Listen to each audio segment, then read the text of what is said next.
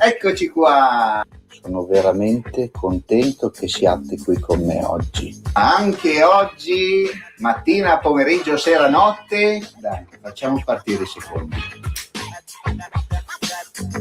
Mi stai guardando? Ma mi stai ascoltando? Devi seguirmi. Ti vedo, eh? Adesso li faccio ripartire quando sei più attento. Metti giù il telefono e guarda tranquillamente questa chiacchierata. Secondo me ti diverti. Viviamo il presente. E nel caso non dovessimo più vederci, buon pomeriggio, buonasera e buonanotte.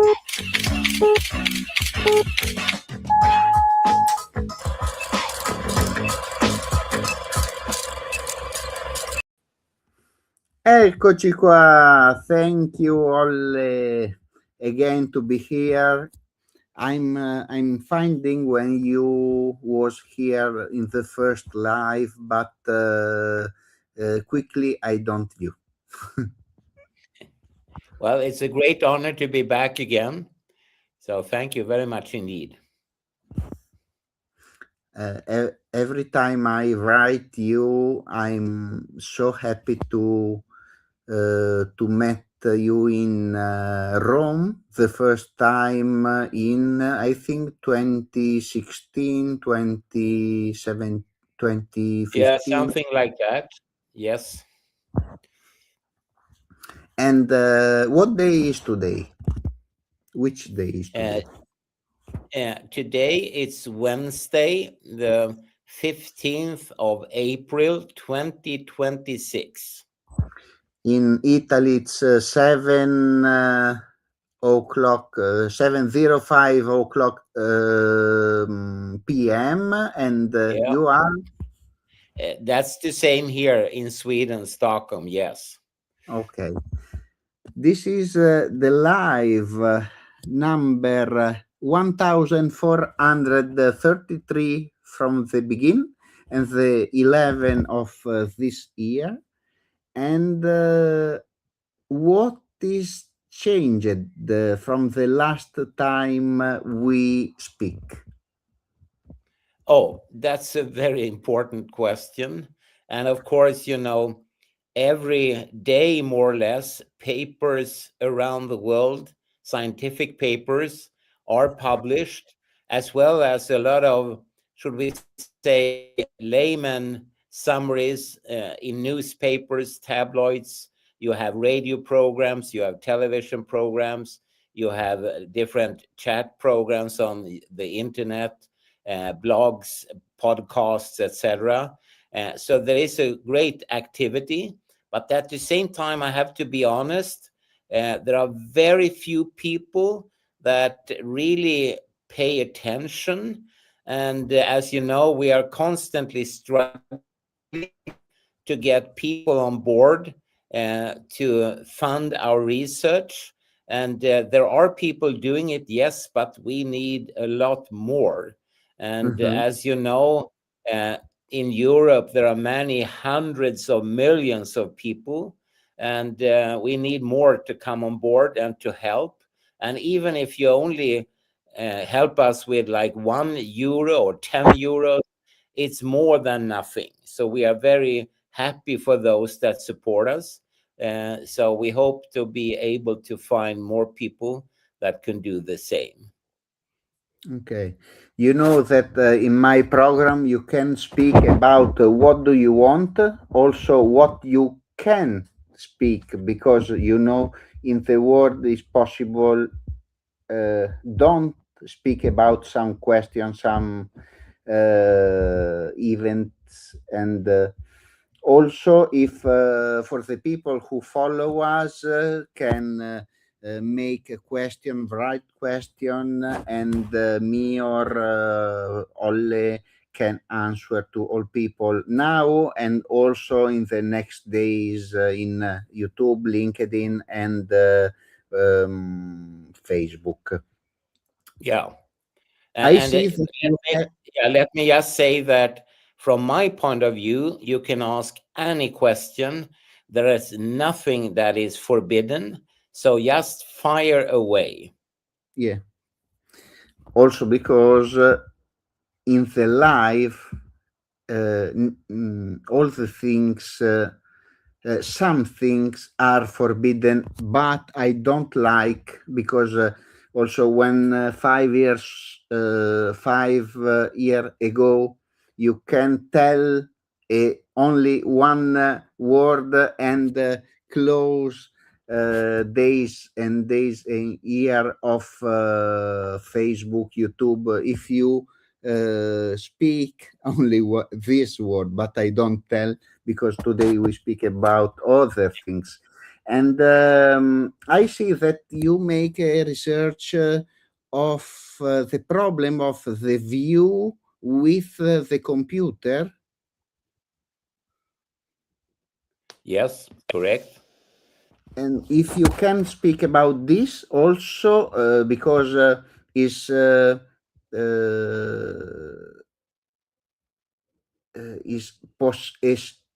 is a possibility to link the eyes with the uh, wireless with the computer. There is, I think, there is a link. No. Also, I want to ask you a question about the mobile phone and the view. But first, if you can speak about your research. Yeah. I mean, what we are dealing very much with is actually a very big question, maybe the biggest of them all, namely life on this planet. And as you know, the last 50 years, according to the World Wildlife Foundation, we have lost more than 73% of the wildlife of all the different species. And that's an average figure. In some countries, the situation is better, but in other countries, they have lost nearly 100%. And there are a lot of factors behind this. There could be like pesticides, insecticides, differences in farming, in agriculture, in the farming landscape. You have different invading species from other parts of the world, and there are chemicals of other sorts. And our addition is, of course, the radiation, the exposure from cell phones, laptops, tablets, from the towers, from the wireless internet, the wireless baby alarms, the wireless smart meters, power lines, and so on. And more and more research is focused on the pollinators. The most famous are, of course, the honeybees. And as you know, in North America, they have lost in the order of 90% or more of their honeybees, their bumblebees, etc. Here in Europe, we have got a more favorable situation. Maybe we have lost around 75 to 80% of the honeybees and other such species. And of course, it's a catastrophe. And we want to pursue the studies. And we, in this case, is Daniel Favre in Switzerland, who I collaborate with. And he is really the magician when it comes to beehives and dealing with bees. And we would like to continue our studies. And I would summarize our results so far by saying that honeybees seem not to like artificial electromagnetic signals like from cell phones, but they thrive and need the natural electromagnetic fields. And our most recent publication is about shielding off the electric component of the so-called Schumann resonances, which are extremely low frequency electromagnetic fields. And when we shield off this, one thing that happens is that the honeybee queens, they stop producing eggs that can give rise to new generations. So, as I say, they need the natural fields, but they don't like the unnatural, the artificial fields. And we need to continue this research, of course, but then someone needs to step up and say, hey, we can help you economically because everything costs money, I'm afraid. Also, in all around the world, there are people that tell that EHS and MCS doesn't exist because not many people has this problem. So for Well, the may I just immediately say that um, the lowest figure that has been established for the functional impairment electrohypersensitivity says that around 350 million people on this planet are electrohypersensitive, and that's not a small figure. And some even say that it could be more or even much more. The highest calculated figures are around 1 billion people that could be electrohypersensitive. And the same goes for multiple chemical sensitivity. There are hundreds of millions of people reporting this. And it's not enough to say it doesn't exist because they don't go away. Today at lunchtime, I met two electrohypersensitive people, independent of each other and independent of me. They just turned up at this lunch. So you see them everywhere. And instead of saying that they don't exist, maybe we must acknowledge, or not maybe, we should acknowledge that they are like biological sensors telling us that all these artificial fields may have impacts on human beings as well as on all the other 8.7 million species that are not favorable. And I have also people, they are electro hyposensitive, and those people are, for instance, myself. And I say that electro hypersensitive people, they are the new normal ones. They react with a natural avoidance reaction when they are placed in front of very strong electromagnetic fields and exposures, whereas people like myself, I don't feel anything. So maybe I am actually electro hyposensitive. I don't pick up all these strange fields and don't react to it. So, in summary, like the yellow canary birds in the coal mines, these electro hypersensitive people, they react as if they were biological sensors. So please don't say that they don't exist. They do exist. Really, they do Sure. exist. Yes. I think that all people are sensible or have a sensibility, but the button is switch off before they have the first problem. Yeah. And also, I think you touch upon something extremely important here, namely that everyone, if we just keep to the human beings, Mhm. everyone is exposed. There are very few places on this planet nowadays that are not exposed to cell phone radiation and so on. And some people, the electro hypersensitive, they react and they step away. They have an avoidance reaction.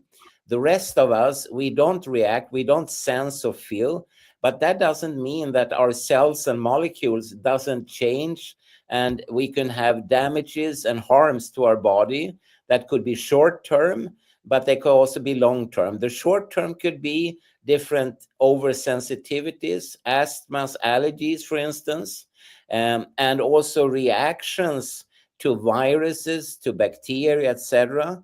But the long-term effects, there could be neurological alterations, cancer, of course, and other such long-term physical harm. And again, we would love to really be able to investigate these questions using, traditional academic research, using controlled experiments and controlled observations under standardized conditions. And as an academic scientist, I am very well trained in these areas, and we are trying to get a few projects, and I cannot tell you anything about them right now, but we have a few projects that we want to put on the road, sort of. Again, we are waiting to see if we could find some economic support. That would be great, because we want to investigate both electron hypersensitivity, but also more specific, some facets, some sides to it that are very interesting. And then we also have the question around Bluetooth technology specifically. And also we would very much like to investigate the domain which is called frequency or energy medicine. Could various frequencies be used in a good way, in a healing way? That would be fantastic to be able to pursue these projects. But unfortunately, I have to be honest, they are all collecting dust right now on shelves because we don't have the necessary funding. But the moment we get it, we will restart these projects for sure. If you need someone has electrolyte sensibility, electrical, light sensibility, air sensibility, you can call me and I follow you all around the world, because I'm plan with an inventor here in Italy about to make a machine, an electrical machine, not wireless, but electrical current, because I like so much electrical current, because when I was a child, I took 220 volt with my finger, and I like so much it. But I don't like wireless signal. No. And so before I ask, forget it, I asked before I forget it, sorry? Before I forget it, let me just tell your audience that if anyone would like to read more about our projects, they could enter a website which is research.radiation.dk, delta kappa. So research.radiation.dk, and there you can read about it, but you can also, if you want to, donate. There are two different options if you scroll down. You can write it here, and I share if you want. Okay, I will do that at the end then, so I don't disturb the recording now. I will do that. Okay. Maria Lenzo say good evening from Sicily. And another question, Olle.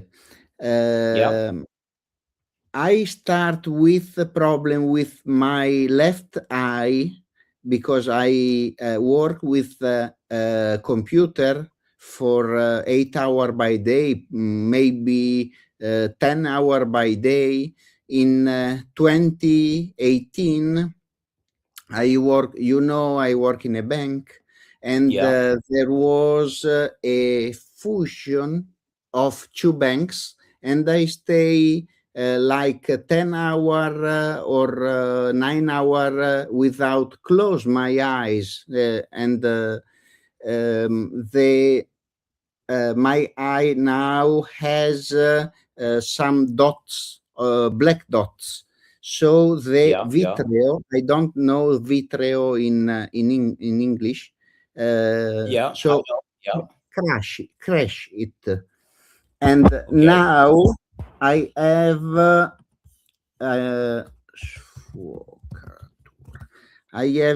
blur, blur, and I must stay more far than the computer. And the question is this. I ask also to the AI, but I want to ask to a professor, a human professor like you. Since there was the riconoscimento facciale, the facial recognition I have. You understand? Yeah, I do. Yes. When the mobile phone connects your face, I read that there is a camera with infrared. Every time you make a scan of your face, but it's invisible for your eyes. It is possible also that is a very big problem. Make the riconoscimento facciale inside the mobile phone.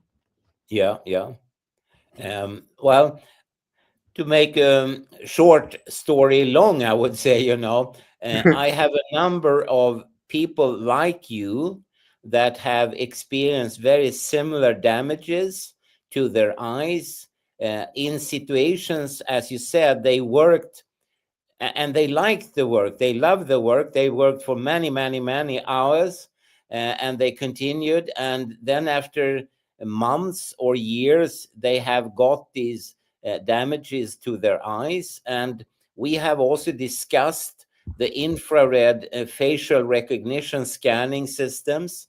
And again, we would love to investigate these because these are crucial questions. And before too many get similar alterations of their vision, then we need your friends to step up and say, hey, we can pay for this, we can help you. And it's not very expensive, these investigations, so it would be able to pursue it, but again, it's collecting dust on the shelf right now, but we have had for a number of months and a year or two focus on this, because and this is non-scientific what I'm going to say, but I get a feeling that people like you are becoming more and more numerous. But I can't back it with any official statistics. It's just a feeling. More and more people, like yesterday I had 2 persons that complained of exactly the same problems as you tell me about now. Yeah, also because for the comfort for the people make this, but there is no right about the damage, no, of the scanner of the eye. Yeah. No, I mean, it has to be established through controlled experiments under standardized conditions, as I said before. So, and it's a rather easy task to do. So we would love to do it, yes. What is changed from 2016 when we meet in wireless technology?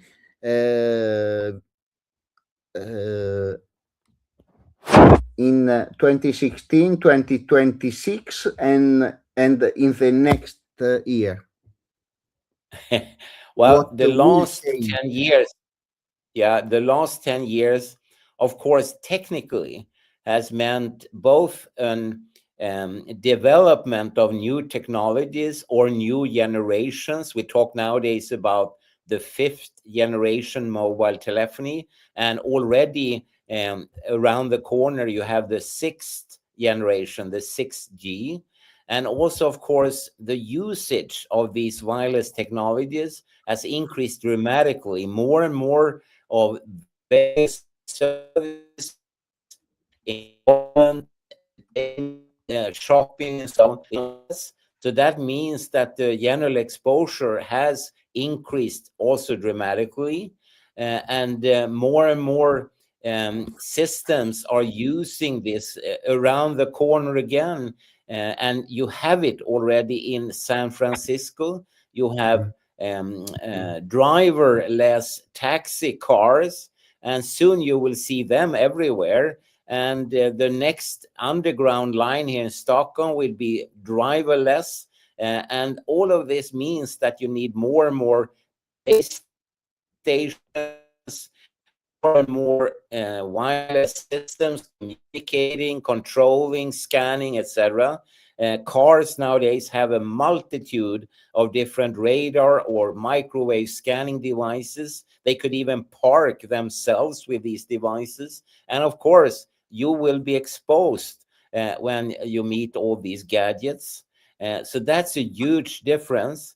And also, of course, all the societal alterations around the world, including dramatic wars like in Gaza, Ukraine, Iran, and so on, has put a mark on people. I'm, as I said, I'm very concerned about the dramatic loss of wildlife on the planet, but also the dramatic decrease in sperm quality. You have a dramatic alteration of certain immune functions, and so on. There are so many things, and the one that really keeps me awake is, of course, the impact of both cell phone radiation as well as Wi-Fi radiation on bacteria. And the bacteria, they are made antibiotic resistant. And during the recent COVID-19 pandemic, a person at the World Health Organization in Geneva in Switzerland, he was interviewed by a reporter, and the reporter asked him if COVID-19 is the worst threat to mankind. And the person from the WHO said, no, we can manage the COVID-19. And then the reporter said, but what is the worst threat then? And then this civil servant said that, well, that's easy to answer. That's antibiotic resistance in healthcare. And that is spreading rapidly. And that means that soon, if nothing is done, people will start again to die from a simple splinter in their thumb, which they did at the end of the 1900th century. So we will go backwards from that point of view. And I know there are commercial entities, for instance, here in Sweden, in Göteborg on the West Coast, that are trying to invent new types of antibiotics, but we are not there yet. And in the meantime, all the radiation will change not only human bacteria, but most recently also soil bacteria into antibiotic resistant. And that really scares me as well as many others. I read that in China use already test, not use the 6G for right. military field. Yeah. And why and what type of controls there are in China different from Europe or USA? Well, and don't forget, also in the United States, I read that Donald Trump has signed contracts with the telecom industry regarding the 6th generation as well. And I don't know how far they have come. It's still in its infancy, of course, but it's just around the corner. And as we have talked about already 10 years ago, I mean, it's scary not knowing if all these technologies are safe or if they just take a big chance, hoping that they would be safe. And maybe we will see in the future statements about the safety aspect. And of course, along these lines, it's interesting to remind people that many of the big players have left or abandoned the ship many years ago, more than 20, 25 years ago. And among these players, you find all the world's insurance and reinsurance companies who do not take any form of responsibility for the health effects of electromagnetic fields. So they understood 25 years ago that this is going to be very costly in the future, and therefore they jumped off this wireless ship and said, no, we will not take any responsibility. And I remember I was in a meeting 2002 in London, in England, and then you had representatives of all the big insurance and reinsurance companies, like Lloyd's UK, which is the biggest insurance dealer in the world. You have Swiss Re, which is the biggest reinsurance dealer, and so on. And they all said, and this was quite public, I must say, they all said that for them, it was not the question whether, for instance, cell phone radiation is dangerous or not. They knew it was dangerous. The question was instead, who is going to pay in the future when people will demand compensation from the legal system? And then the insurance company said, no, we will not pay for that. And therefore, in our small print, we say that we do not take any responsibility for health effects of electromagnetic fields. So with this in mind, it's more than scary seeing that more and more and more technology, gadgets, systems, and so on are introduced into the human as well as all the other species markets. And nowadays, it's difficult to find a spot on the planet which is not constantly irradiated. So, I mean, I hope all these systems are safe, but there is very little pointing to that. Quite the opposite. Quite the opposite. I think that in the 19 or 1899, I think Nikola Tesla know what is possible to do with the ether, with the wind, with all the things, natural things of the universe, no?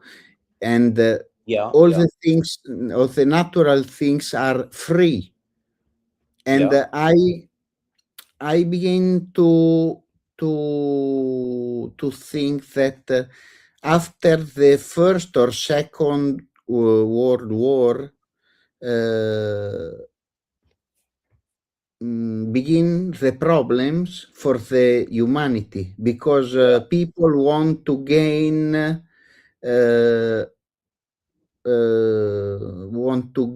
and gain many money.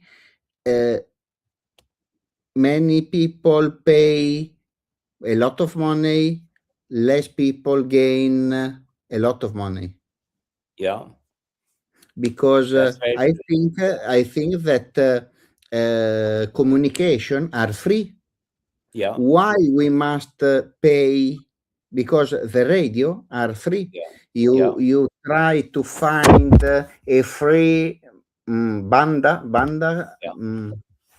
and you can make free communication. I think also, the last question, Olle, how many G wireless there are, possibility there are, 10G, 11G, 12G, there are a lot of G, or there are a lot of frequency?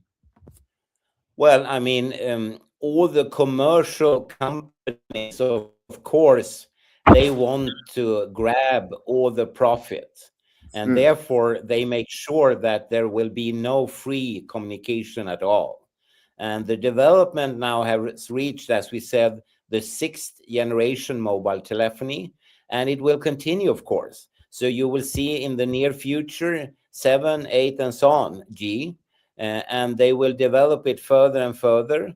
And I say again, I do hope that we will not experience in the future, and I will quote myself, too late lessons from early warnings. Because if insurance companies are right, then we should all skip and abandon this ship. But now we are on it, we are sailing around, and we will be able to pay for the compensations in the future only from ourselves, because all the others, they have abandoned ship many years ago, knowing that this is dangerous. There are backsides and harmful effects. And the scientific literature, of course, as you know very well, you have thousands of scientific peer review based publications that speak only in one direction. This is dangerous. What is the worst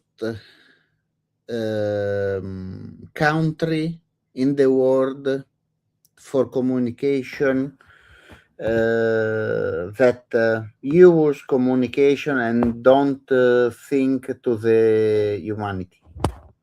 Oh, I don't know, to be honest. I think more or less every country is similar to the others, because the idea is that if you have a cell phone and you use it, then you should be able to travel, like from Sweden to Denmark to the Netherlands to Italy to the United States and so on, and it should still be working. You should still be able to use it. So I think the exposure side is very similar country to country. There are small variations. And then, of course, certain countries take more interest in, for instance, the functional impairment, electrohypersensitivity. Sweden was the first, but nowadays you see also very good work being done in other countries like the Netherlands, Spain. You see some things going on in France, even in Italy and so on. So there are movements getting along these same avenues. And also in the United States, they've had some development there, but still there is a lot more to be done. And I wish everyone that is active in the field good luck, because we need to work together, definitely. It is worse switch on and switch off, put the phone by plane and switch off, switch on, or put the phone in another part of the house, because I see that when you switch on, switch off with a date or with the plane, there is a big peak of date and peak of volt. And I think is worse than put the phone in another part of the house. Well, this is an extremely interesting and very relevant question. Again, we would love to do detailed scientific work on it. And as you say, to put it into airplane mode, for instance, and switch on and switch off, that could produce very strong and high spikes of electromagnetic fields. Should you put it away into the next room, that's not enough. You need to put it much further away to be below the levels where scientists produce dramatic effects in the laboratories. So if you want to put your cell phone away from you, to begin with, there could be no other sources. You must live in a village with no other sources, no other cell phones and so on. And then you need to put it away maybe in the order of 5 to 10 kilometers. So you need to have it very far away from you to be able to be below the levels where scientists demonstrate effects. Well, Olle, I give you 5 minutes to end the live, to tell us, to tell me what do you want, and I see that the first time we make the live, I lost. Wait a minute. In 2021, in August, in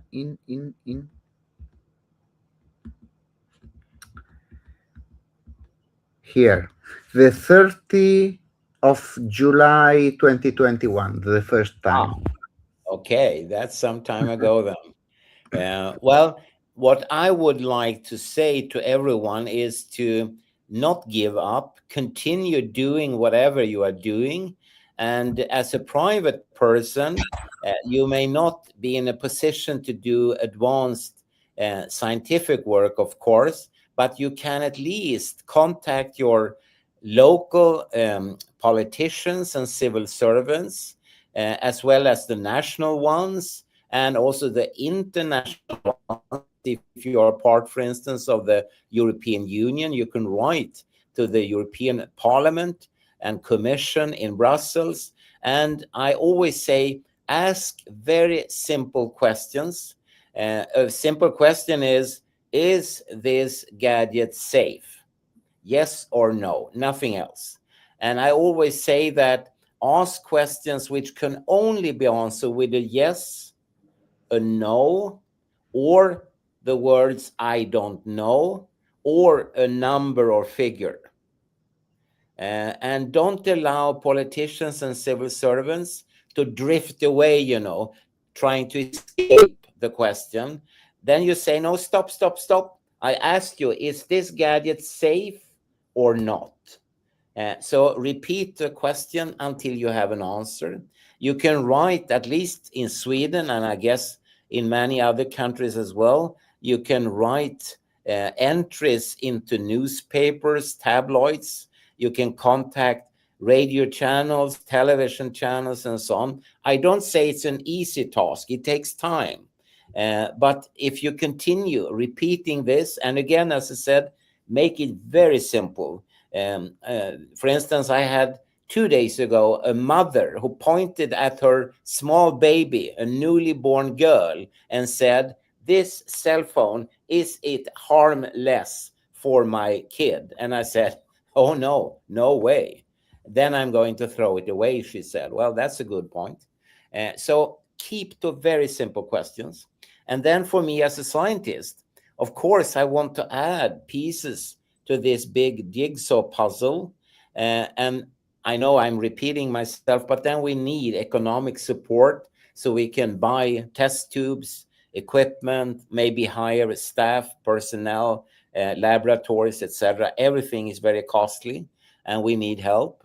But if everyone chips in a small sum, then we can do it together. And we regularly publish papers. And if anyone would like to send their email address, then I could add it into my mailing lists, and you can see what kind of publications we produce. And also, as I said before, if you want to read a little bit more, you can check out our fundraiser call, research.radiation.dk, Delta Kappa.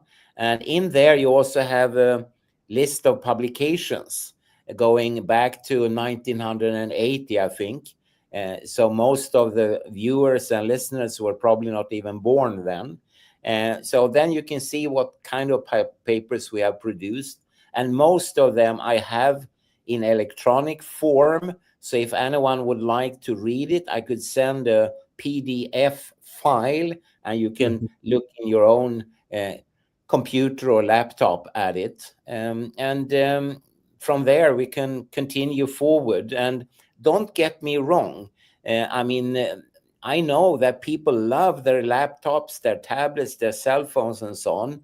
And I do the same. I love my laptop. I'm sitting by it right now, and I do all my work from it. But if there are dark, black backsides, harms, damages to molecules, cells, to tissues, to organs, to species, then we should get rid of them. And since I'm very egoistic, I want, of course, a Swedish company to produce tomorrow's green, human, and environmental friendly technology, because then Sweden will get all the revenue by selling all these things once again. And you in Italy, of course, would like to be an Italian company, and so on. So it's a competition, of course, in between different countries. But nevertheless, yeah, I think it's manageable. We can come up with new technology so that this newly born little girl doesn't risk her safety and life and health. If in Italy there isn't a company, we start with this company. Oh yeah, yeah. No, that's I mean, remember, people very often refer to Bill Gates and his collaborators, and they did actually sit down in a garage in California and work together as young boys. And from there on, they developed Microsoft and other similar companies like Apple. So it's possible. Be positive and look forward in light, not in darkness. And don't allow people to sort of overthrow you. If you ask questions, continue asking. And sometimes it could be a good idea, if you ask, for instance, a prime minister, send the question also to all your newspapers, your radio, and your television channels, so that they start keeping an eye on what is the prime minister going to answer, what is the minister for health, what is the minister for other areas like communication, what are they going to do, so they don't just pass you over. We plan a letter, we write together with 4 hands a letter, and I send with the certified email to all the people who are in the parliament. Yeah, very smart. But you need to have a follow-up and really check. Make a list, and everyone that answers, you tick them, and the ones that didn't answer, you send a reminder. No. Yeah. Not today, but tomorrow I will write you again. Yeah, good. Very excellent. Thank you. Okay, Olle, I thank you so much. I'm so sorry for my English, but no, that's perfect. Thank you. You know, my listen, my Italian is much worse. But for the technical words, it is impossible for me to know. No, I understood perfectly well. No problem at all. So, well, thank you again, and we stay in contact. And if you want, with the compatibility or of your research, your trip, your work, we can plan also one time a week or not week, one time a month to make a follow-up of the research or speak about all the things there are, because the people must know and not go to find where in the world. No. The people must know. Yeah. Okay. I agree. Thank you to you, to all people who follow us, and to all people who will follow in all the social network. Thanks to Maria. Thanks to the people who follow but don't write. And have a good dinner. Okay. Yes. Thank and you. a good night for later. And thank you again, Olle. Thank you. Bye. Bye-bye.